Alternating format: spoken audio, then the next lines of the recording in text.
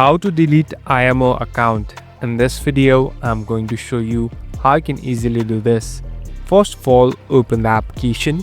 Now, here on the left top, you can see a profile icon. Simply tap on the profile icon and here tap on settings. So now we're in this settings interface.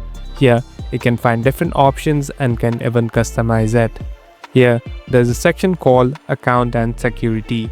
Simply tap on it, and on the last section there is delete IMO account. So simply tap on it.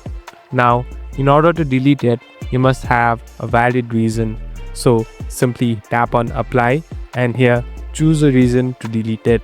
After verifying and doing it, it will take some time and you can easily remove your account. Thank you for watching this video. I hope this video will help you.